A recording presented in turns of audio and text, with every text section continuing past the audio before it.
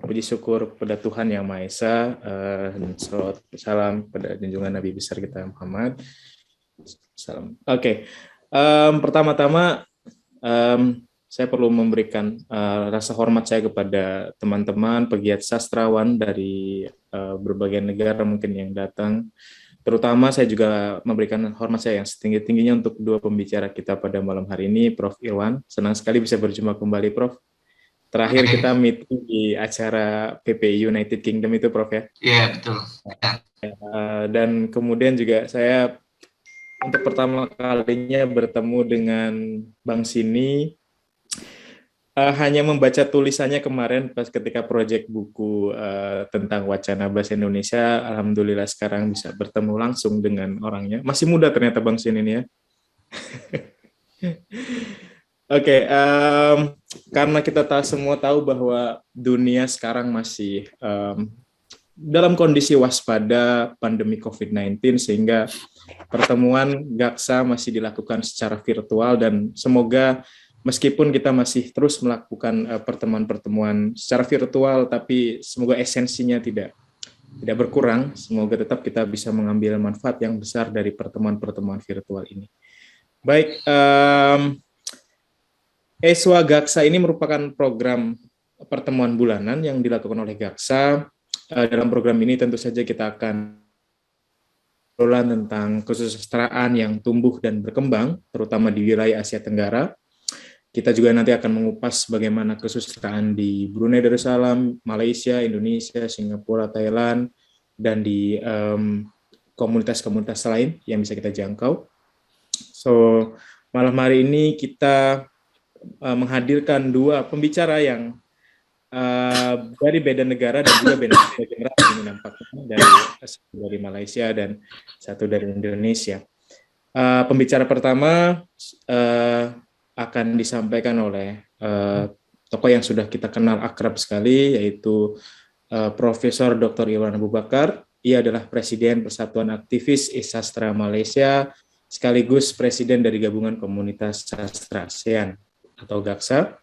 Karya dan kiprahnya di wilayah Asia Tenggara tidak saja melahirkan karya-karya sastra dengan nuansa yang berbeda, melainkan melahirkan pergerakan persahabatan antar sastrawan di Asia Tenggara. Profesor Dr. Irwan Abu Bakar merupakan juga pendorong utama atas berdirinya Rumah Sastra ASEAN di Cilegon, Banten, Indonesia, dan penerbitan-penerbitan karya sastra antar bangsa yang memiliki latar bahasa yang sama, yakni bahasa Melayu. Pembicara kedua, saya juga mungkin agak sedikit kesulitan ini menyebut namanya, Shini Aniel Posha, mohon dikoreksi kalau salah ya. Ia adalah penulis muda yang memiliki semangat tentang bentuk-bentuk kesusastraan seperti yang tadi dijelaskan oleh Kang Rois ya. Tulisan-tulisannya memang pandangannya sangat futuristik, mendorong daya kreativitas untuk menciptakan puisi-puisi yang bermain-main dengan bentuk sistem dan lambang yang kompleks sekaligus konkret. Ia mendirikan sains puisi dan mengelola grup puisis, community, dan circle, mengembangkan keilmuan penulisan karya sastra dan kritik sastra. Itu dua brief introduction kepada dua pembicara kita pada malam hari ini. Sebelum kita lanjut kepada diskusi kita pada acara diskusi kita pada malam hari ini, kita akan menyaksikan Risma Melani featuring Mika Aprilia. Kepada penampil kita dipersilahkan.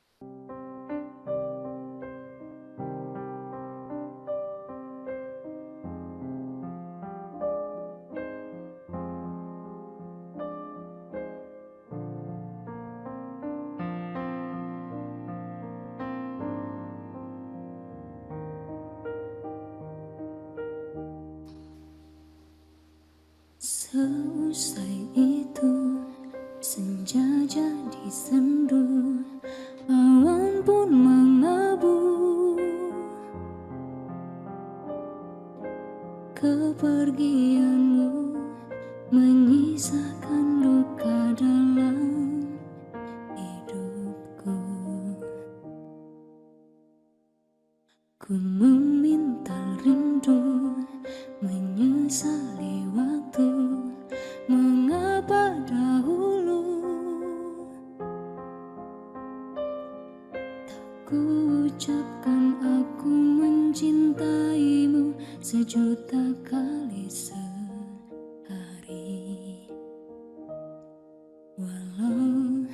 masih bisa senyum, namun tak selepas dulu. Kini aku kesepian, kamu dan segala kenangan menyatu dalam waktu yang berjalan, dan aku kini sendirian menatap dirimu, hanya bayangan. Tak ada yang lebih pedih daripada kehilangan dirimu. Cintaku tak mungkin beralih, sampai mati hanya cinta padamu.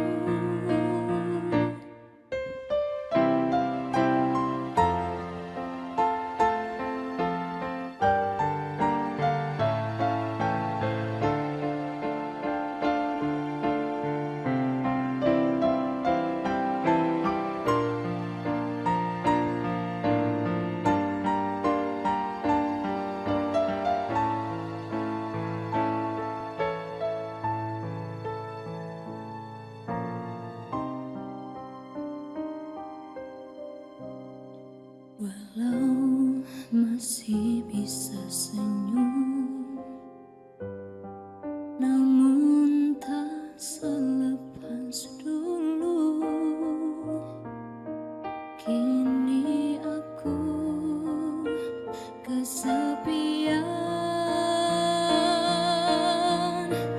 kamu dan segala kenangan menyatu dalam waktu yang berjalan, dan aku kini sendirian menatap dirimu, hanya bayangan. Tak ada yang lebih pedih daripada kehilangan dirimu. Cintaku tak mungkin beralih, sampai mati hanya cinta padamu. Ku mencintaimu, kamu dan kenangan.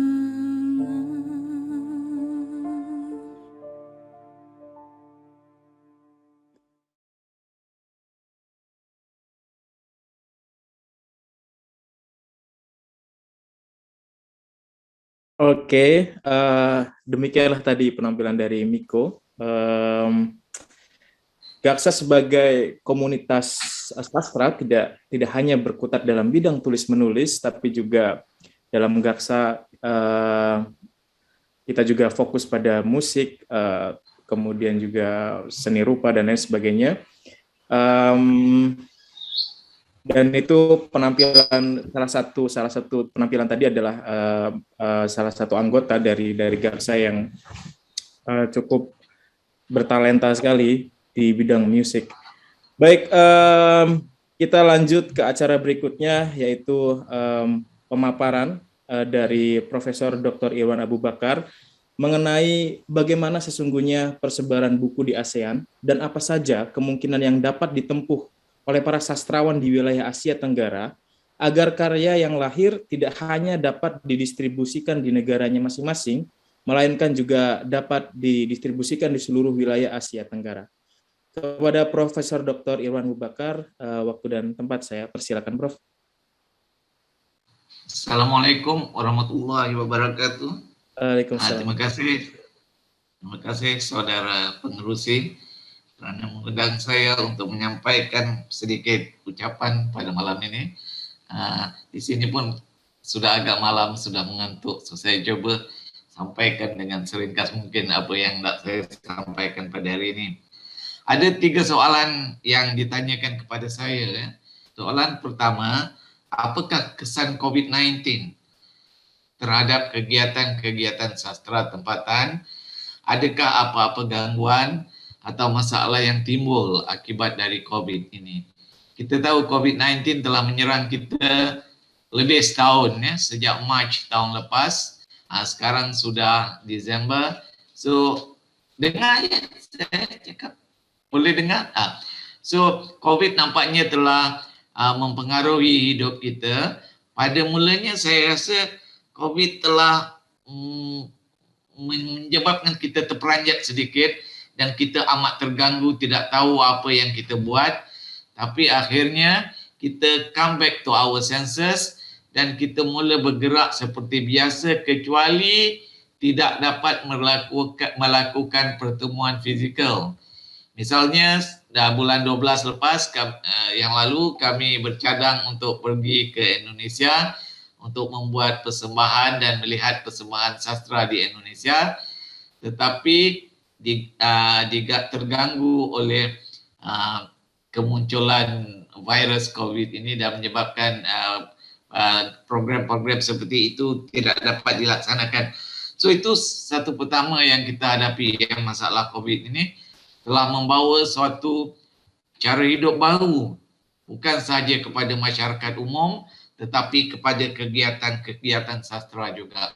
Tidak ada kegiatan fizikal atau pertemuan fizikal yang dapat kita lakukan, walaupun dalam daerah-daerah yang kecil setempat. Sekarang sudah boleh berkisar agak besar di Malaysia, kita sudah boleh bertemu antara negeri-negeri, tapi pada awal COVID itu kita terperangkap di dalam rumah masing-masing. So kita telah dapat recover sedikit, tetapi pertemuan secara fizikal, misalnya rancangan kami ke Indonesia sudah tertangguh sekian lama sehingga belum tahu bila lagi, ya.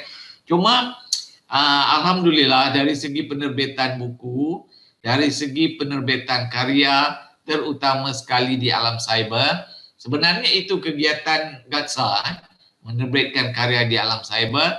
Nampaknya virus ini tidak banyak mengganggu. Saya tidak tahu bila virus ini akan masuk ke talian internet.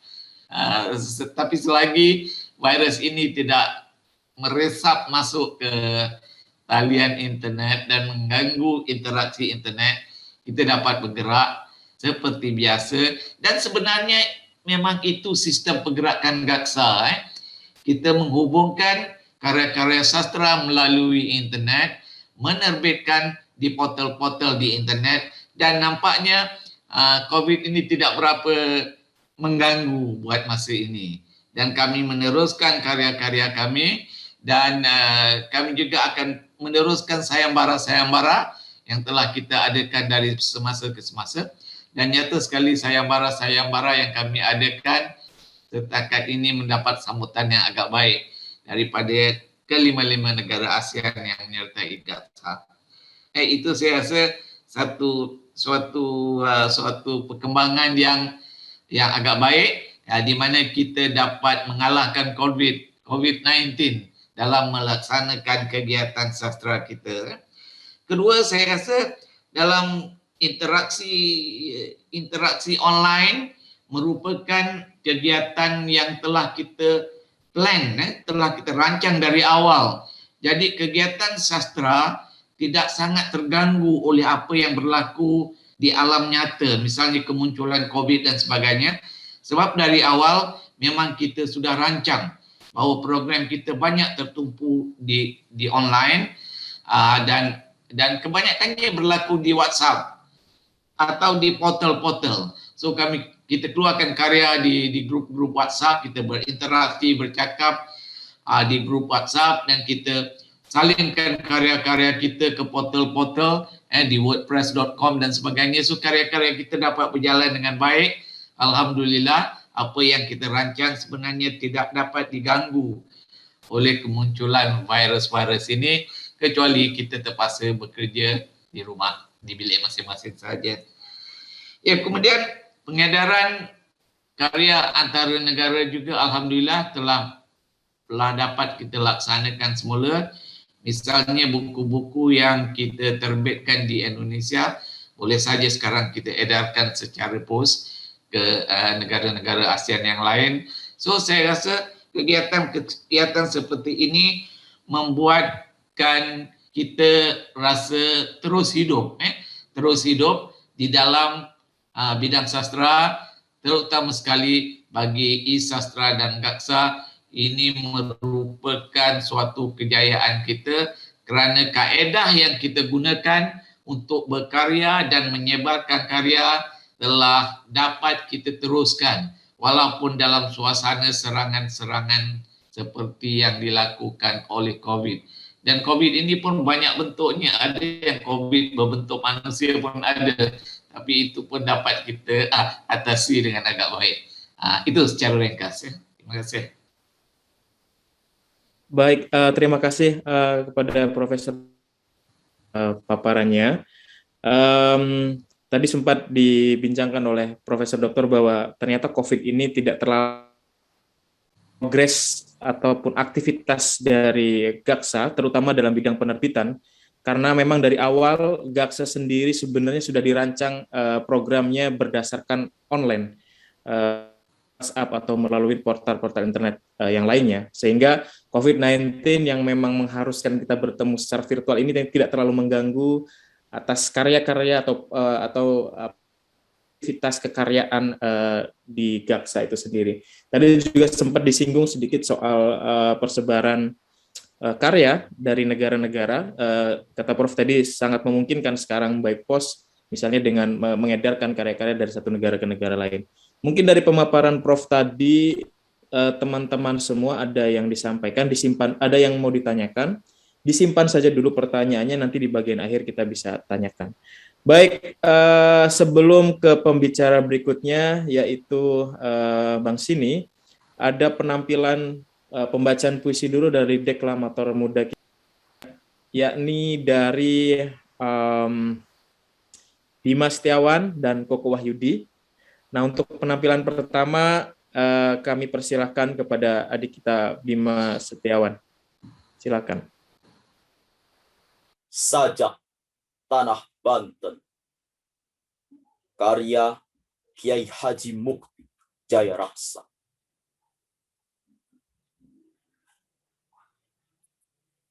Adakah tapak kakimu di tanah Banten, tanah Sultan hingga Palembang? Di tanah ini, tamu adalah burung-burung yang membuat sarang. Berbagi makanan dan mazmur kehidupan. Meski hati dan kata tentu tak sama, namun nafsu manunggal jua.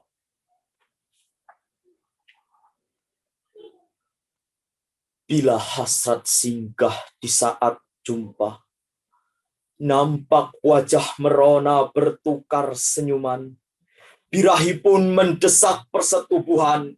Tapi janganlah pernah memperkosa cinta, karena cinta karang bila bersarang luka. Adakah tapak kakimu di tanah Banten?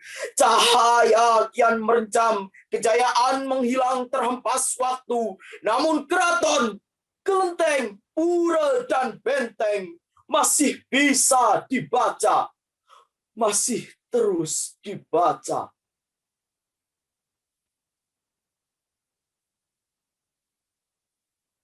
Walau aku terjaga, mata dohir katarak mata pelajaran, matahari terbungkus mata uang, dan mata batin amnesia di perkuburan zaman.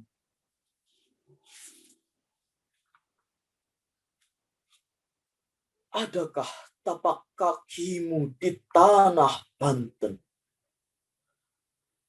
Membaca kata-kata di museum tanda tanya, terkurung pada ruang sempit, pengap tanpa bunyi. hanya rabek, kegemblong, dan wedang masih sanggup melayani lidah di pesta-pesta adat dan warung pojok. Semakin nikmat bila hujan datang berkunjung. Dulu, kini masihlah ada menjumut mantra sendi kehidupan. Cilegon 2015. Terima kasih. Terima kasih kepada adik kita Bima, berikan apresiasi. Setelah pembacaan puisi yang cukup menyentuh emosi kita semua. Baik, pembacaan puisi yang akan dibawakan oleh Koko Wahyudi. Kepada Koko disilakan. Saya akan membacakan puisi karya Sepeng Aveng yang berjudul Abah.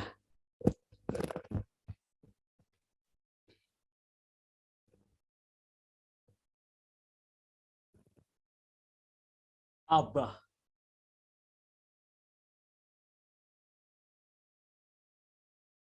Aku menatapmu di antara pintu kayu lapuk dan berdebu. Di situ, ketika fajar kau selalu menatap di luar rumah, merapali daun pada pohon, unggas pada kandang, dan kaki anak-anak pada tanah, seperti tarian angsa ketika hujan baru reda.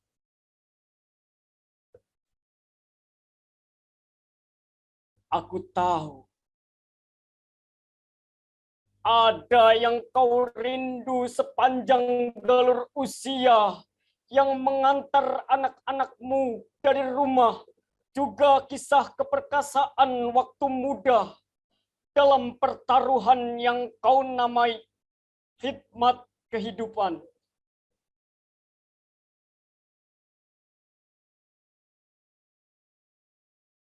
Dari sepasang matamu, aku mendengar kisah itu, karena percakapan kita kini dirampas hari-hari sibuk. Barangkali benar kata seorang penyair, pertemuan adalah anak enggang membangun lain sarang setelah dewasa. Bila pulang aku ke rumahmu selepas subuh, dari balik kamar kecilku, aku selalu menguping mendengarkanmu membaca surat yang telah sangat akrab di telinga batinku. Innaka laminal mursalin. Alunan surat suci dari bibirmu, petuah-petuah, bening-bening matamu, semua adalah guru bagiku. Diammu adalah gema goa, adalah doa pada lir nalar dan dengus nafasku. Pada jalanmu yang menjejak tapak kaki para sufi, kau menunjukkan kepadaku di mana arah menuju Tuhan. Innaka laminal mursalin. Bila petang di depan itu, kakimu bersila, kulihat di jarimu terselip kelintingan tembakau. Sesering kau menghisapnya, sesering itulah akuku menjadi asap, lesap jauh ke langit, hening tak bersuara. Dan waktu kau pulang ke Hariba, aku capung terlunta di sahara rumput musim kemarau. mengenangmu, Abah. Aku adalah ikan di lautmu. Berenang-renang aku terus berenang-renang diseret ombak kefanaan. Di sini tak kutemukan puncak kedalaman. Meski telah sampai aku pada gelap, telah sampai pada hening. 2019. Terima kasih banyak pada Koko Hayudi, pembacaan puisi yang luar biasa sekali. Tadi puisi, baik yang puisi yang dibacakan oleh Setiawan ataupun dibacakan oleh Koko Wahyudi, itu dua-duanya karya teman-teman di Gaksa di Banten ya, luar biasa. Terus terang saya bahagia sekali mendengarkan live puisi seperti ini karena semenjak tinggal di United Kingdom jarang sekali menyaksikan. Saya merasa bahagia sekali malam ini bisa kembali berkumpul menyaksikan deklarasi puisi dan seterusnya. Baik, kita lanjut ke pembicara yang kedua yang akan dipaparkan oleh Sini. Dalam hal ini Bang Sini mungkin akan menyampaikan pemikirannya mengenai distribusi karya sastra di Asia Tenggara lengkap dengan segala kemungkinannya di masa depan. Selebihnya mari kita dengarkan secara langsung saja. Kepada Bang Sini, waktu dan tempat dipersilahkan. Yang saya hormati Profesor Irwan Abu Bakar, moderator Kang Ferdian, panitia dari Gaksa, Kang Rois sebagai penggagas mungkin ya. Selamat malam semuanya. Mohon maaf kalau saya di sini nggak akan bicara banyak hal gitu. Tapi ada beberapa poin yang mau saya sampaikan. Jadi saya tadi beberapa hari yang lalu itu diminta bicara oleh Kang Rois, bicara tentang masa depan pembaca sastra, masa depan pembaca sastra, khususnya di Asia Tenggara. Ada beberapa hal yang ingin saya sampaikan sebelumnya. Pertama, sebagai orang Indonesia secara umum ya, tapi sebenarnya saya mewakili Gus Rois ya, karena saya disuruh sama beliau, disuruh menggantikan sebenarnya. Kalau disuruh sama Gus kan nggak boleh nolak ya, kalau nolak bisa kualat ntar. Jadi saya terima saja. Yang kedua ini saya bukan pengamat perkembangan kesusastraan di Asia Tenggara ya, jadi saya tidak bisa bicara sangat luas gitu di lingkup Asia Tenggara, tetapi mungkin saya akan memberikan gambaran yang saya tahu, khususnya yang ada di Indonesia gitu, perkembangan mengenai perkembangan pembaca sastra di Indonesia, atau bukan perkembangan ya, mungkin cakupannya. Itu yang kedua. Yang ketiga, saya tidak akan bicara soal kualitas ya, artinya sastra di sini saya nggak bicara kualitas mana yang disebut sastra, mana yang disebut dasastra gitu. Saya bicara umum aja bahwa karya sastra secara umum ya puisi, novel, cerpen, drama gitu ya. Jadi tidak dalam konteks bahwa sastra secara khusus yang diakui oleh komunitas sastra atau lembaga kritik sastra gitu. Karena kan banyak karya-karya sastra yang tidak diakui gitu sebagai karya sastra. Ada novel tetapi oleh sebagian orang itu tidak dianggap sebagai karya sastra, tapi hanya sebagai novel aja gitu. Penulisnya pun tidak diakui sebagai sastrawan, tetapi sebagai penulis novel aja atau novelis aja. Saya tidak bicara dalam sekup yang khusus seperti itu, tapi umum aja gitu, umum. Kemudian yang keempat yang ingin saya sampaikan sebelumnya itu terkait, sebenarnya saya sangat berharap gitu tadi Profesor Irwan, yang mohon maaf Prof, menyampaikan juga gitu bagaimana sih gambaran pembaca sastra di Malaysia sekarang gitu. Karena sebagai orang Indonesia ya, anak generasi muda, saya juga pengen tahu gitu Prof, bagaimana sih perkembangan atau pembaca yang ada di Malaysia itu seperti apa. Atau mungkin lebih jauh karena Prof Irwan jam terbangnya sudah tinggi, bisa melihat juga di beberapa negara Asia Tenggara lainnya gitu, nggak hanya di Malaysia tapi di Brunei itu seperti apa, di Singapura seperti apa, dan di tempat-tempat lainnya gitu. Gitu.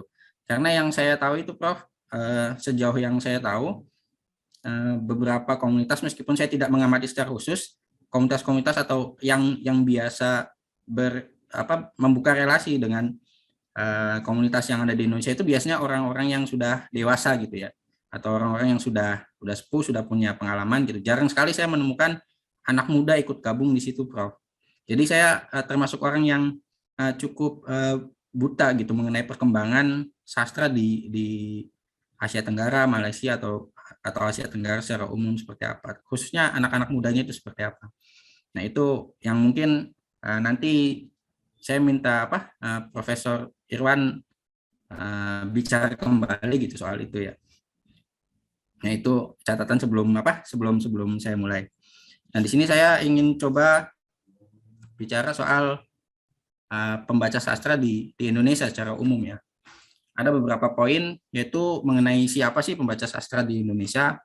Ya, itu yang pertama. Yang kedua itu dibagi sesuai medianya gitu ya, siapa aja yang atau menggunakan media apa aja, dan yang ketiga mengenai bentuknya ya secara khusus. Dan yaitu yang pertama itu siapa sih pembaca sastra di Indonesia. Sejauh yang saya amati ya, orang yang membaca karya sastra Indonesia itu mereka yang berkomunitas di komunitas sastra. Jadi mereka membaca karya karena mereka adalah seorang penulis.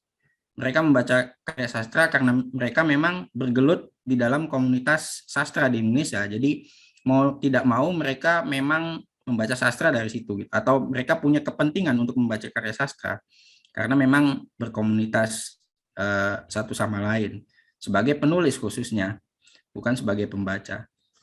Dan perkembangan yang paling banyak di Indonesia juga seperti itu. Jadi pembaca sastra yang paling banyak di Indonesia adalah komunitas sastra itu sendiri. Jadi kalau kita misalkan bicara di mana sih orang-orang yang gemar membaca karya sastra gitu, itu pasti mereka yang berkomunitas, entah itu berkomunitas secara virtual maupun berkomunitas secara real gitu ya di dunia nyata. Itu yang pertama, siap komunitas sastra. Yang kedua adalah mahasiswa. Sejauh yang saya tahu, ketika dulu saya pernah ngampus juga di Universitas Islam Negeri di Bandung, itu pembaca sastra selain komunitas itu adalah mahasiswa. Nah, mahasiswa banyak sekali membaca karya sastra. Mereka rajin ke toko buku, biasanya toko-toko buku di samping kampus, mereka membeli buku-buku karya sastra dan mereka membacanya, kemudian mereka gunakan bacaan-bacaan sastranya untuk banyak kepentingan gitu ya, entah itu sebagai kajian, bahan diskusi, atau bahkan sebagai pisau analisa ya ketika mereka ingin mengkaji realitas sosial gitu. Sebagian yang lain misalkan mereka gunakan khususnya puisi ya untuk demonstrasi dan sebagainya gitu. Artinya itu mahasiswa adalah mungkin kelompok kedua yang paling banyak membaca karya sastra di Indonesia selain komunitas sastra itu sendiri. Yang ketiga itu mungkin ini ya masyarakat umum ya, masyarakat umum juga banyak yang membaca karya sastra, tetapi tidak seintens orang-orang yang berkumpul di dalam komunitas sastra. Jadi mereka mungkin hobi membaca tetapi tidak berkomunitas. Sesekali ketika ada waktu luang mereka pergi ke toko buku atau mampir ketika liburan kalau di sini biasanya Gramedia ya, Gramedia beli buku, membaca novel khususnya biasanya kalau masyarakat umum itu novel. Jarang yang puisi. Atau masyarakat umum ini biasanya mereka membaca karya sastra atau biasanya dimulai dari ajakan-ajakan untuk membuat antologi buku ya. Beberapa penerbit atau komunitas sastra itu mereka coba merangkul misalnya guru ya, komunitas guru itu yang paling banyak di Indonesia. Diajak untuk menulis misalkan antologi puisi, antologi cerpen dan sebagainya. Yang mau nggak mau mereka akhirnya ikut baca karya sastra sebelum menulis. Nah itu masyarakat umum ya. Kita juga apa namanya bisa menemukan itu di apa namanya di komunitas-komunitas yang lain selain guru, misalkan komunitas sains, komunitas pecinta lingkungan dan sebagainya. Pada akhirnya mereka ikut membaca juga. Itu yang ketiga ya, ada komunitas, ada mahasiswa, ada masyarakat umum. Yang keempat itu pesantren ya, yang saya lihat itu, atau lembaga-lembaga agama. Lembaga-lembaga agama ini ada saya bayangkan ada dua ya, itu pesantren, ada majelis-majelis. Meskipun mereka tidak membaca karya sastra secara umum, artinya kayak misalkan novel atau karya-karya sastra terbaru kontemporer gitu ya, sebagaimana komunitas sastra membaca karya sastra yang selalu update gitu. Tapi mereka punya satu tradisi membaca karya-karya sastra. Ya, dan apa namanya? Mereka seringkali gitu ya, terlebih ketika sosok kiainya adalah seorang penyair, biasanya santri-santrinya itu mereka akan membaca karya-karya kiainya. Itu. Belakangan misalkan di Indonesia itu banyak juga yang digerakkan dengan puisi-puisi kemudian jadi lagu, jadi apa namanya? Jadi penyemangat gerakan-gerakan yang dilakukan oleh pesantren atau majelis-majelis. Di Indonesia itu belakangan berkembang majelis-majelis ya, majelis pengajian dan sebagainya, terutama di kota-kota itu mereka menyebarkan agama melalui karya sastra ya, banyak karya sastra lama yang digubah kembali atau sholawat dan sebagainya, itu mereka pembaca karya sastra lah, meskipun dalam pengertian tidak membaca sebagaimana masyarakat atau komunitas sastra atau publik sastra membaca karya sastra gitu. Tapi mereka membaca itu ya. Yang selanjutnya mungkin ya kampus ya, orang-orang kampus yang tadi sudah dibahas sama mahasiswa, itu mahasiswa orang-orang kampus lah. Itu terkait dengan siapa pembaca sastra di kita gitu ya, umumnya. Ada 4. Kalau kita misalkan lihat dari aspek media, orang-orang yang membaca karya sastra itu ada 2 ya. Mereka yang membaca secara konvensional, artinya lewat karya cetak, dan yang kedua itu mereka yang membaca karya sastra melalui media digital. Ini yang sempat jadi pergeseran juga gitu. Yang dicetak itu biasanya mereka yang suka buku ya, mereka yang gemar membaca buku gitu, mereka membeli buku, atau mereka yang berlangganan koran biasanya. Nah itu ada juga orang-orang yang gemar berlangganan majalah. Ya, jadi mereka membaca sastra tuh lewat koran, lewat majalah, lewat buku ya. Ini sampai sekarang itu masih ada ya, Itu kalau kita lihat cetak. Dan yang melalui digital, mereka yang membaca melalui platform digital itu macam-macam ya. Ada yang melalui portal tadi yang sempat disinggung sama Prof. Irwan. Ada juga yang melalui aplikasi ya, aplikasi media sosial terutama seperti mereka membaca lewat Facebook, terus mereka membaca lewat Instagram. Sempat juga ada beberapa puisi-puisi pendek ketika ada Twitter itu ya sebelum Instagram itu. Juga ada yang belakangan muncul kembali itu mereka membaca melalui platform aplikasi membaca khusus gitu, aplikasi khusus untuk membaca atau aplikasi khusus menulis, itu yang berkembang belakangan. Itu kalau kita lihat dari segi media, artinya di mana orang itu mengakses sebuah bacaan sastra ya. Kemudian apa lagi ya? Dari bentuk belum. Kita juga bisa melihat atau membagi ya pembaca sastra itu berdasarkan bentuk sastranya. Ada orang yang gemar membaca puisi ya. Biasanya itu orang yang membaca puisi itu orang-orang yang memang serius di bidang sastra. Meskipun banyak juga tadi gitu ya yang masyarakat pada umumnya juga banyak membaca puisi gitu. Tapi lebih banyak secara umum orang kecenderungannya itu karena puisi dianggap rumit ya, terutama puisi-puisi yang dianggapnya serius, orang membaca lewat cerita ya, yang bentuknya cerita atau bukan cerita, cerpen lah, cerpen dan novel. Nah ini cerpen dan novel. Nah mereka ini biasanya pembaca umum, pembaca awam, mereka lebih banyak membaca novel ketimbang puisi. Novel dan puisi yang ditulis dengan bahasa yang mungkin seringkali puitis gitu, tapi secara umum hanya bercerita gitu. Tulisan-tulisannya mudah dipahami gitu kan. Nah, itu ada 2 ya, ada 3 juga sebenarnya. Satu lagi itu mereka yang membaca karya-karya drama ya, drama atau teks yang akan dipentaskan kepada teater. Nah, untuk yang bentuknya drama ini sedikit sekali yang membaca ya. Biasanya memang orang-orang yang bergelut di komunitas teater. Kalau tidak bergelut di komunitas teater, jarang sekali itu orang membaca karya-karya drama. Biasanya hanya nonton ya. Padahal penting. Orang seperti Sapardi aja, dia menulis tuh sejarah drama di kita itu. Bagus itu. Dan betapa pentingnya orang seperti Rendra itu, dia membaca karya besar di Indonesia karena bukan karena puisi-puisinya, tetapi karena menulis dan mengolah karya-karya dramanya gitu. Itu ya. Jadi dari bentuknya itu ada beberapa segmen. Ada orang yang suka membaca puisi, ada orang yang suka membaca cerpen dan novel, ada orang yang suka membaca drama. Nah itu kira-kira secara umum, kalau misalkan ditanyakan siapa sih pembaca sastra di Indonesia, kira-kira itu. Dan melalui media mana dan modelnya apa saja yang dibaca. Nah, pertanyaannya adalah seperti mana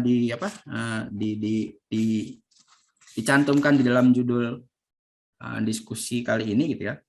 Masa depan pembaca sastra di Asia Tenggara gitu. Tapi sekali lagi saya tidak bicara di Asia Tenggara, tapi saya bicara yang saya tahu aja. Bagaimana kemudian masa depan pembaca sastra itu yang tadi banyak. Sebenarnya meskipun ada atau terjadi konvergensi media ya, artinya peralihan media di dalam memasarkan atau mempublikkan karya sastra, tetapi sebenarnya media-media yang klasik seperti buku, koran, cetak majalah itu tetap ada gitu. Ada aja mereka yang menulis di koran, yang mengirim karyanya di koran.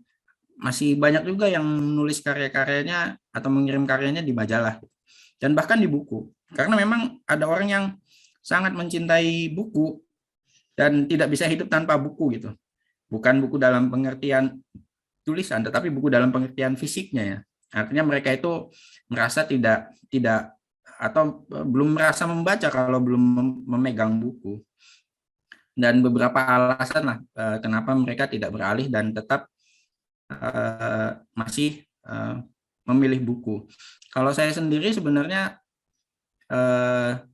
memahami buku itu tidak seperti itu ya, tidak fisik ya. Buku itu penting tetapi sebagai sebuah konsep, artinya sebagai sebuah keutuhan karya. Karya tidak bisa hanya dilepas satu-satu gitu, dicicil satu-satu seperti kita misalkan bikin di Facebook, kita lepas puisi 1, 2, 3 itu mungkin untuk mempublikkan, untuk mensosialisasikan bisa, tetapi ketika kita ingin menghadirkan pemikiran secara utuh, tetap kita harus membuatnya di dalam satu buku ya, buku dalam pengertian sebuah konsep keutuhannya.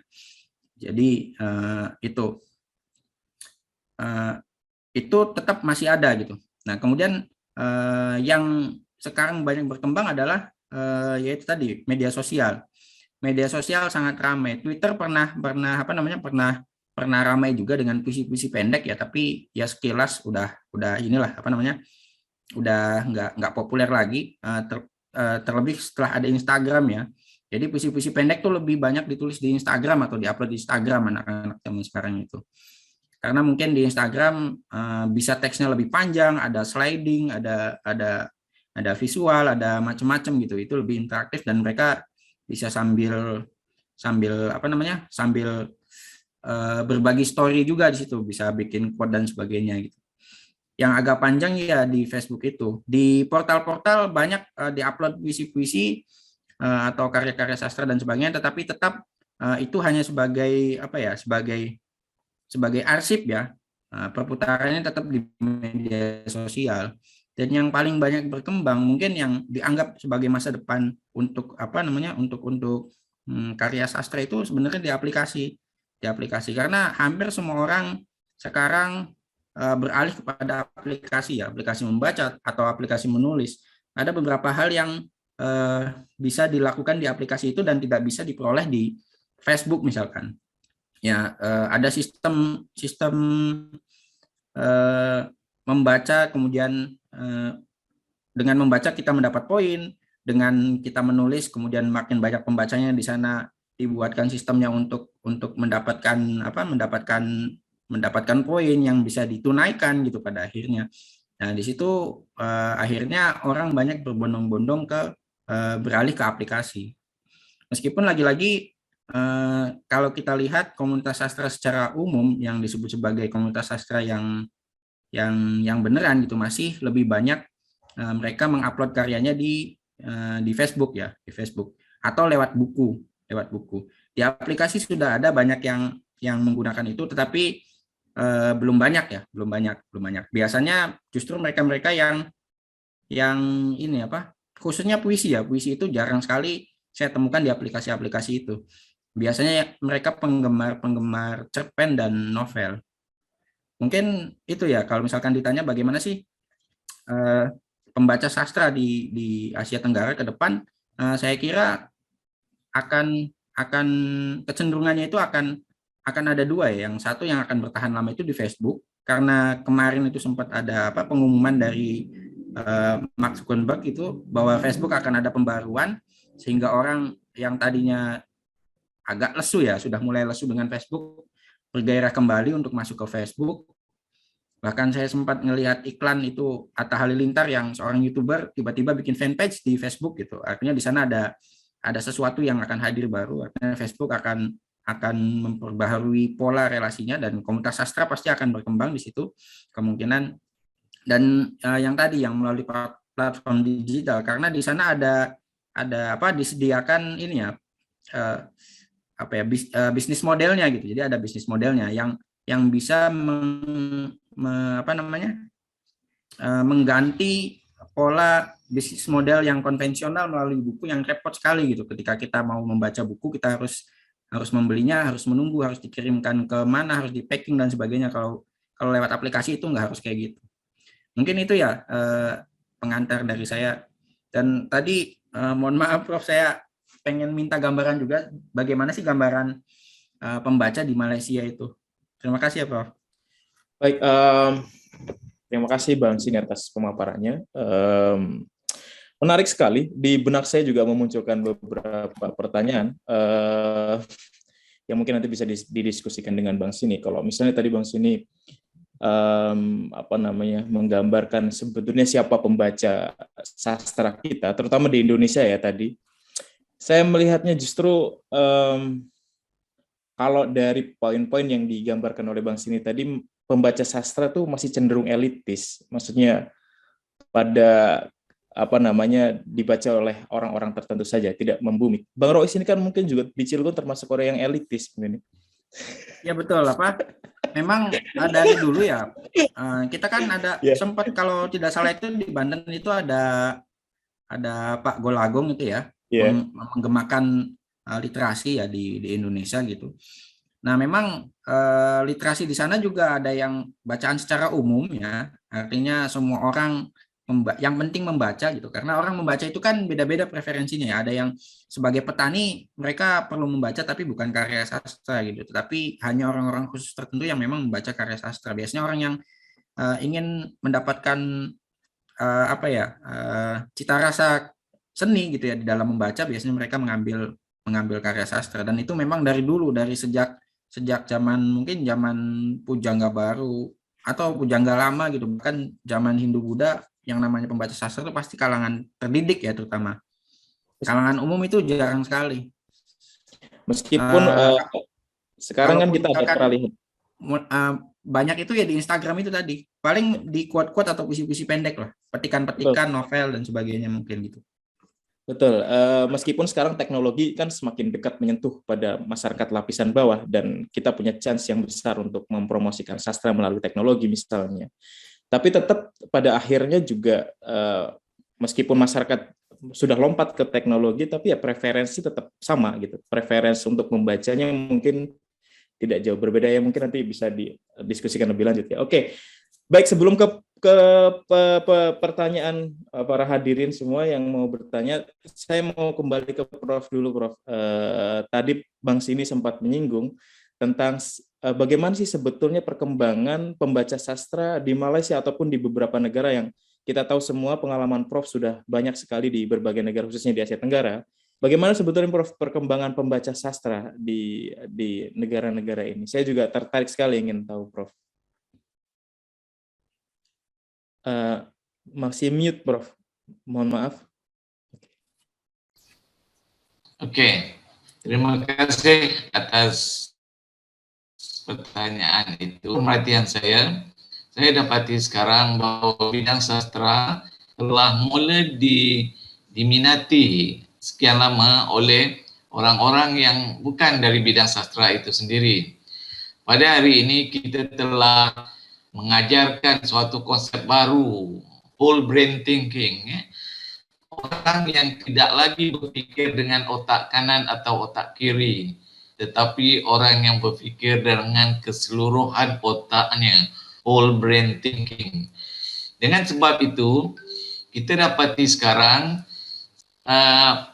mereka yang mengambil bidang non-sastra, seperti bidang sains atau undang-undang, mereka juga banyak membaca buku-buku sastra. Kita dapati bahwa malah kalau di Malaysia, penulis-penulis sastra itu kebanyakannya datang dari graduan-graduan yang profesional. Misalnya para jurutera, para lawyer, undang-undang, dokter-dokter, mereka ini yang menulis. Dan kita dapati bahawa hasil tulisan mereka sangat menarik. Walaupun kadang-kadang pembaca yang biasa tidak faham barangkali apa yang mereka ceritakan. Misalnya bila orang membaca novel saya Meja 17, mereka kata, oh seronok, tapi ada yang mereka tidak faham. Kerana saya menulis berasaskan latar kejuruteraan, teknik. Ada juga doktor-doktor yang menulis novel-novel yang biasa. Sangat menarik kita baca kisah-kisah penglibatan doktor dengan pasiennya. Ada yang kita tidak faham kerana mereka menulis dengan agak mendalam tentang bidang perubatan itu sendiri. Tapi kita tidak faham sedikit saja. Secara umumnya kita akan dapati bahawa apa yang mereka tulis itu sangat menarik. Dan bagi orang yang berminat dalam bidang perubatan misalnya, novel-novel yang sedemikian itu akan sangat menarik mereka. Dan itu hala tuju penulisan di Malaysia secara amnya. Orang banyak menulis berasaskan latar belakang mereka. Sama ada teknik, perubatan, undang-undang dan sebagainya. Dan ini menarik sekali kerana penulisan-penulisan sedemikian akan membuka minda masyarakat umum dan kita berharap akan menghasilkan generasi muda yang tidak lagi berfikir dengan otak kanan atau otak kiri, tapi sebaliknya akan menggunakan seluruh otak mereka untuk berfikir. Dengan sebab itu, pada hari ini kita dapati ramai sekali, saya tidak tahu kenapa, ramai sekali pembaca-pembaca buku sastra adalah pelajar-pelajar profesional yang sedang belajar undang-undang, yang sedang belajar perubatan, yang sedang belajar kejuruteraan. Kalau Malaysia barangkali ini berlaku kerana mereka yang mengambil bidang-bidang ini adalah mereka yang lebih cerdik, yang keputusan peperiksaan mereka lebih baik. Barangkali, saya tidak tahu. Tapi itu yang sedang berlaku and that is very good. Itu yang dikehendaki oleh dunia hari ini. Orang yang tidak hanya berfikir menggunakan otak kiri atau otak kanan, tetapi berfikir dengan menggunakan kedua-dua otak kiri dan kanan, dan sewaktu membuat keputusan, otak kiri mereka akan berinteraksi dengan otak kanan. Dan saya harap perkara ini akan terus maju. Orang-orang profesional, lawyer, engineer, doktor akan membaca buku-buku sastra, dan begitu juga kita harapkan orang-orang yang mahir dalam bidang sastra juga cuba membaca buku-buku yang melibatkan bidang-bidang profesional. We are really generating suatu masyarakat baru yang bukan berotak kiri atau berotak kanan, tetapi menggunakan seluruh otak, kedua-dua otak untuk berfikir. Ya, terima kasih. Terima kasih Prof. Menarik sekali tadi penjelasan Prof tentang terutama tentang all brain thinking ya Prof. Saya sempat ini Prof ini berkaitan sekali mungkin dengan pertumbuhan pembacaan sastra terutama di Indonesia. Saya ketika studi di United Kingdom, saya kan penasaran kenapa critical thinking anak-anak UK itu bagus sekali gitu. Maka saya coba lihat kurikulum anak-anak sekolah dasarnya Prof. Di junior school-nya, saya coba lihat, dan ternyata sejak dini, ternyata mereka dibiasakan untuk membaca sastra. Dalam kurikulumnya itu, mereka dibiasakan membaca sastra, tidak hanya membaca, tapi juga kemudian mendiskusikan karya-karya sastra. Saya cukup kaget melihat bagaimana anak-anak di UK mendapatkan kurikulum seperti itu, karena mungkin di Indonesia saya tidak tahu, mungkin bisa dibantu dijelaskan Kak Rois. Di Indonesia, yang setahu saya, sastra masih menjadi sesuatu yang sepertinya tidak terlalu di dunia sekolah gitu. Baik, di sini sudah ada yang raising hand dari Pak Kambali Jutas. Silakan Pak Kambali Jutas jika ada pertanyaan dalam diskusi ini. Ya, Assalamualaikum warahmatullahi wabarakatuh. Waalaikumsalam warahmatullahi wabarakatuh. Ya, terima kasih semuanya. Selamat malam waktu Indonesia Tengah, terutama di Bali. Ya, mungkin sama di Kuala Lumpur jamnya ini, kecuali kalau yang di waktu Indonesia Barat kayaknya selisih 1 jam kita. Ya, dari pemaparan kedua narasumber tadi cukup menarik gitu. Jadi ketika kita ngomongin soal sastra, saya pikir mulai dari kita zaman sekolah dasar sampai kita kuliah di sastra itu permasalahan yang ada baik di Indonesia ataupun di negara lain adalah bagaimana kita memasyarakatkan karya sastra itu lebih banyak dibaca. Tapi pada realitanya atau kenyataannya memang itu jauh dari semangat kita semua, dan itu memang kalau kita gali secara keseluruhan memang tidak ada lunturnya. Karena semakin hari ataupun tahun bertambah itu pasti generasi sastrawan itu juga akan berkembang juga, dan saya cukup optimis bahwa karya sastra ataupun sastra terutama puisi itu tidak akan mati sampai kemudian nanti tidak ada penerusnya ataupun bahkan langgeng gitu. Kalau kita dari pemaparan Prof. Irwan tadi, saya ingin mencoba ini karena saya bergelut di jurnalistik dan saya sendiri sudah mengalami 3 kayak semacam perubahan mulai dari zamannya media cetak, kemudian media online, dan sekarang menjadi media digital yang sehari-hari harus ngurusin platform-platform yang ada di Facebook maupun di YouTube. Nah, saya berpikir begini, memang secara distribusi karya-karya dari kawan-kawan di Gatsa ini kan cukup banyak.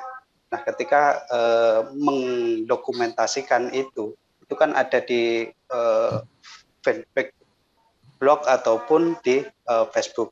Nah, saya kepikiran bahwa berapa sih kira-kira dari pembaca kita atau katakanlah respect dari pembaca dari karya sastra kita. Misalkan setiap hari kita melakukan, ya bisa dibilang produksi atau kita mengirimkan karya-karya kita. Tapi seberapa jauhkah dari tanggapan ataupun respect ataupun publik dari pembaca itu sendiri. Misalkan kalau kita ngomongin soal portal, itu kan di situ ada berapa sih views kita yang karya-karya kita dibaca oleh orang. Itu menjadi penting karena kita memang bergerak di situ gitu. Dan itu menjadi sebuah keharusan menurut saya, bagaimana kita melihat produksi kita yang cukup banyak, dan bahkan virus 19 virus COVID-19 ini tidak mengganggu produksi kita, tetapi bagaimana respon dari pembaca kita, karena kita juga ingin melihat bagaimana sih respon secara umum pembaca karya kita semua. Nah, saya tergelitik dengan tema-tema yang itu tentunya akan menjadi kayak semacam kalau kita berbicara dengan portal ataupun kita berbicara secara utuh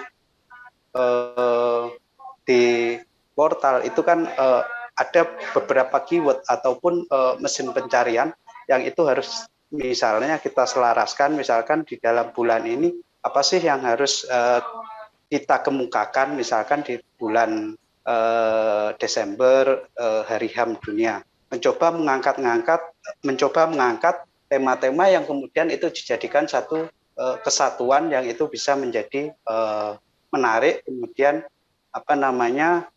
respon dari pembaca itu cukup bagus, minimal itu terangkat di mesin pencarian Google itu.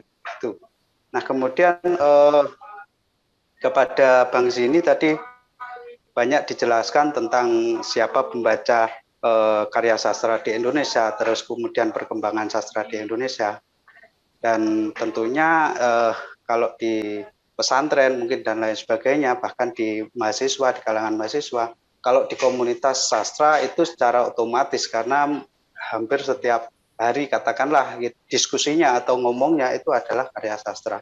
Tetapi kemudian kalau di mahasiswa, saya pun saya juga ini tentunya heran apa yang dilakukan di kampus-kampus kita, katakanlah seperti itu.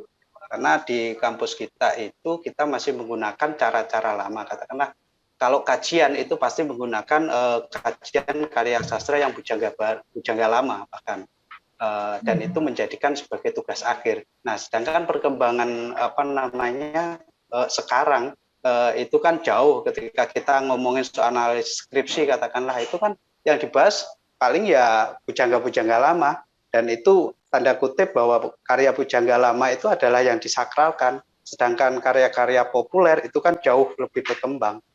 Saya sering membaca bukunya Maman itu tentang jalan puisi itu, artinya itu memang realita bahwa kehidupan puisi di Indonesia itu ya seperti itu. Jadi ada periodisasi mulai dari katakanlah bujangga lama, bujangga baru, sampai kemudian puisi negeri poci itu yang berupa karya digital itu. Nah, sebenarnya kalau kita bermain, katakanlah bermain di portal, kemudian di Facebook dan YouTube, itu saya pikir perkembangan yang lebih, dan karena ada perubahan-perubahan juga di Facebook, itu pada akhirnya itu ada revenue-nya yang berupa nanti bisa menjadikan income bagi kita semua gitu. Ketika itu digarap secara betul, artinya digarap secara lebih gitu.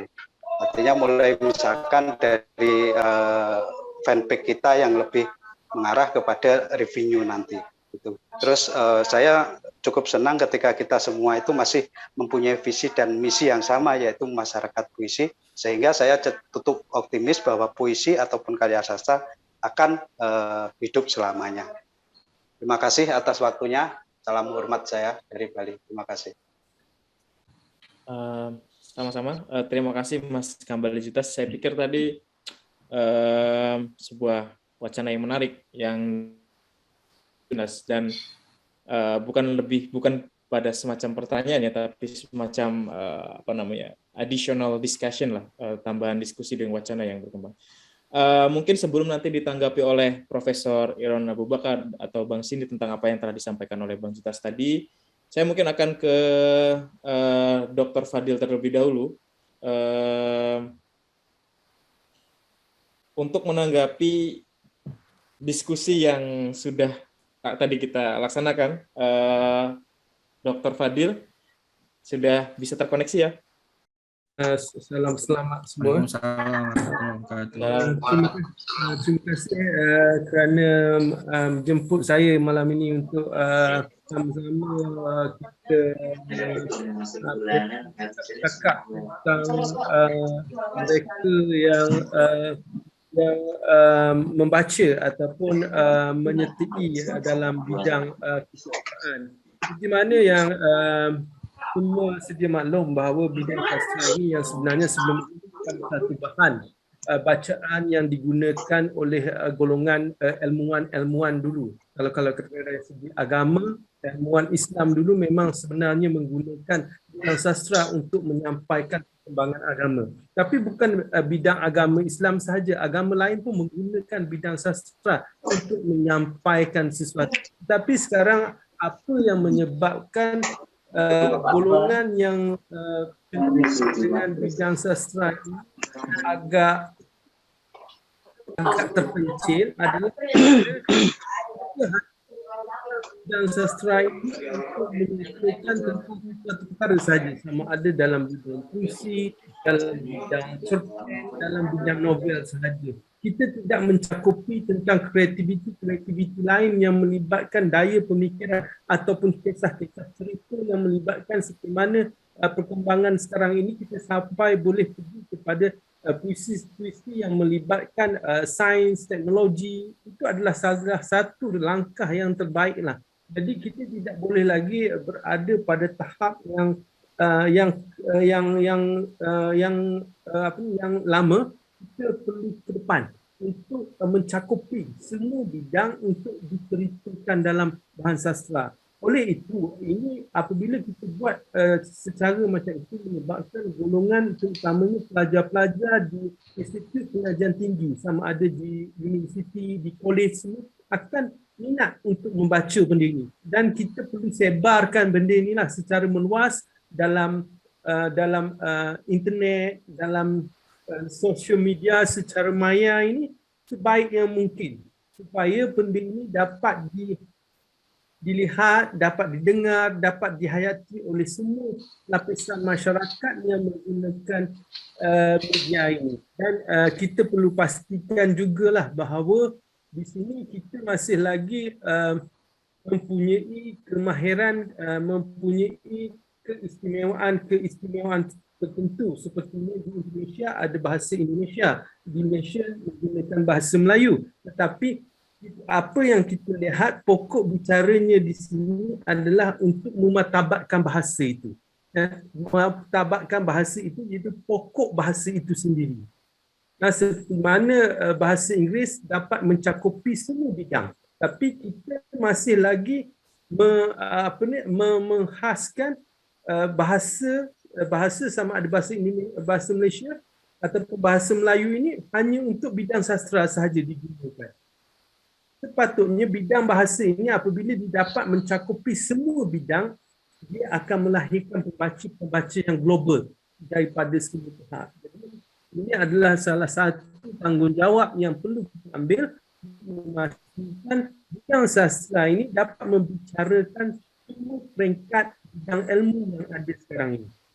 Tetapi kalau kita hanya bercakap tentang keindahan, bercakap tentang kehidupan, tentang perasaan, maka di sini akan menyebabkan sastra itu agak terbatas. Dan untuk kita menarik golongan muda, untuk kita menarik minat golongan tertentu agak sukarlah. Sebab sekarang ini zaman teknologi, zaman IT, sains dan teknologi, maka mereka lebih inginkan sesuatu yang lebih mencabar, menarik dan mempunyai mengikut kembangan masa. Jadi demikian apa yang saya sarankanlah, dan saya berharap agar kita sama-sama pendukung sastra memperkembangkan, memperluas lagi sastra ini dalam semua bidang supaya kita dapat menarik semua. Yang sebenarnya bukan kita tidak ada orang yang meminat tentang sastra. Di Malaysia memang ramai. Tetapi oleh kerana kita selalu membicarakan sastra ini tentang keindahan, tentang kehidupan manusia, tentang cerita-cerita kisah lama, menyebabkan golongan ini tidak minat untuk mendalami bidang-bidang sastra ini. Sebenarnya bidang sastra ini amat menarik. Ia adalah satu kreativiti manusia yang mana bukan ada pada semua manusia. Kreativiti ini ada yang kepada orang yang mempunyai latar belakang kehidupan dan juga pengalaman hebat sahaja yang dapat menghasilkan sastra. Saya itu sajalah yang saya bagi di tindakan skripsi. Terima kasih. Waalaikumsalam warahmatullahi wabarakatuh. Ya, wabarakatuh. Terima kasih pada Dr. Fadil, menarik sekali tadi bagaimana kemudian sastra agar melepas dari tradisi masa lampaunya hanya bicara soal keindahan segala macam, tapi bagaimana juga sastra mampu masuk dalam wacana-wacana yang lain, dalam bidang-bidang yang lain, dan itu memang dibutuhkan di zaman yang sudah sangat berkembang ini. Baik, sebetulnya masih sangat menarik diskusi ini, tapi karena waktu sudah malam, kalau di UK sih masih siang ini, Prof. Jadi saya masih seger. Kalau di Indonesia mungkin sudah malam ya. Oke, karena waktu sudah malam, yang lebih muda dulu deh, Bang Sini. Mungkin ada closing statement untuk simpulan diskusi kita pada malam ini. Dipersilakan, Bang Sini. Mungkin apa ya, kecenderungan kita saat ini itu kan adanya persentuhan budaya gitu ya antar negara gitu ya, komunikasi kembali yang semakin intens antara negara-negara khususnya di Asia Tenggara, tetapi belum ada gitu media yang secara khusus menampung apa yang misalkan sedang dikerjakan atau apa yang sudah muncul gitu. Ini juga sebenarnya saya sempat sampaikan di dalam tulisan buku yang sedang digarap Gaksa itu ya kemarin. Jadi ada salah satu hal yang harus dilakukan, yaitu membentuk semacam portal atau arsip sastra misalkan se-Asia Tenggara gitu. Jadi agar kita bisa tahu karya-karya di Asia Tenggara itu apa aja, dari puisinya, siapa yang mengarang dan sebagainya gitu, semacam portal itu. Kritik sastra, apa kita bisa posting berita-berita sastra dan sebagainya di situ. Yang paling mudah ya, bikin portal sastra Asia Tenggara lah, informasi sebagainya. Dari situ mungkin baru nanti kita bisa naik ke aplikasi ya. Mungkin Gaksa bisa bisa jadi pilot project-nya ya. Paling itu dari saya biar bisa komunitasnya bisa terbentuk, ada media bersamanya gitu kan. Kita bisa komunikasi, kita bisa rilis kegiatan di Indonesia, orang Malaysia bikin kegiatan bisa rilis di situ gitu, dimuatkan. Ada webnya, ada tim redaksinya di setiap negara, dipilihlah salah satu editornya gitu kan. Nanti pimretnya siapa. Itu menurut saya sangat penting ya, biar ada kita bisa melihat gambaran besar perkembangan sastra di situ gitu. Sejauh ini yang saya tahu belum ada gitu, masih susah untuk menemukan yang demikian. Baik, terima kasih Bang Sini. Berikutnya kita dengarkan juga Dr. Irwan Abu Bakar. Silakan Prof untuk menutup diskusi kita pada malam hari ini. Terima kasih, Muse. Bagi saya satu perkara yang harus kita capai dan boleh kita capai ialah menyatukan masyarakat di seluruh kawasan ASEAN sekurang-kurangnya melalui sastra, dan itu yang paling mudah. Apabila kita bercakap tentang sastra, kita bercakap tentang penulisan, tentang masyarakat, kemajuan masyarakat, pemikiran masyarakat, dan tulisan-tulisan demikian boleh diedarkan dan dibaca di seluruh kawasan ASEAN, dan itu satu cara untuk kita menyatukan masyarakat. Itu yang akhirnya kita mau capai, menggunakan karya-karya sastra kita sebagai tool, sebagai alat untuk memajukan masyarakat dalam satu gerakan dengan satu tujuan, untuk memajukan seluruh masyarakat, dan seluruh masyarakat itu akan bangun sebagai satu bangsa ASEAN dan bukan sebagai orang Indonesia atau Malaysia, Singapura dan sebagainya. Itu saya rasa salah satu program yang harus kita jalankan apabila kita bercakap tentang memajukan sastra di sesuatu negara dan di seluruh ASEAN itu sendiri. Begitu. Baik, terima kasih. Luar biasa sekali closing statement dari Prof. Irwan Abu Bakar. Semoga cita-cita bersama Prof. Irwan dan kita semua yang kumpul pada diskusi malam ini tercapai. Sekali lagi saya ucapkan terima kasih terutama kepada pembicara kita, Bang Sini dan Prof. Irwan, dan juga para hadirin, utamanya juga Profesor Dr. Fadil. Ya Bang Sini. Saya juga mau bilang makasih ya ke Pak Dr. Fadil gitu karena sudah mau ikut sumbang pemikiran, Pak.